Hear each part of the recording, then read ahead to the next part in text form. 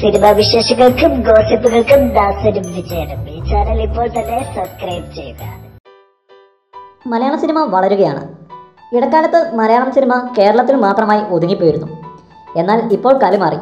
അന്യഭാഷാ നടന്മാർക്ക് ഇവിടെ ആരാധകർ ഉള്ള പോലെ തന്നെ നമ്മളുടെ താരങ്ങളും തമിഴിലും തെലുങ്കിലുമെല്ലാം സ്ഥാനമുറപ്പിക്കാൻ തുടങ്ങിയിരിക്കുന്നു.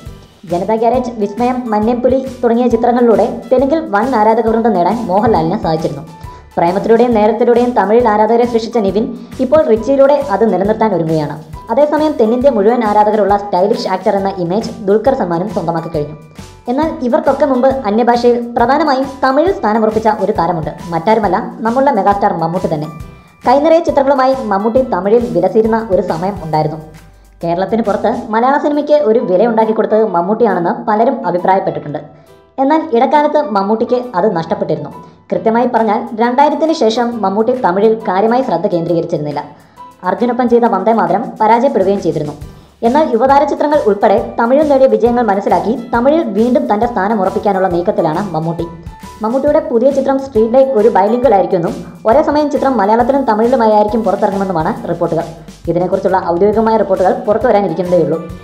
അങ്ങനെ ഒരിടവേളയ്ക്ക് ശേഷം തൻ്റെ താരമൂല്യം തമിഴിലേക്കും വ്യാപിപ്പിക്കാനുള്ള ശ്രമത്തിലാണ് മമ്മൂട്ടി.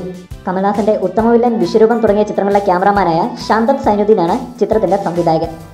കൂടുതൽ സിനിമാ വിശേഷങ്ങൾക്കും ഗോസിപ്പുകൾക്കും ദാസനും വിജയനും ഈ ചാനൽ ഇപ്പോൾ തന്നെ സബ്സ്ക്രൈബ് ചെയ്യുക. വീഡിയോ ഇഷ്ടപ്പെട്ടെങ്കിൽ ലൈക്ക്, ഷെയർ, കമൻറ്റ്. താങ്ക്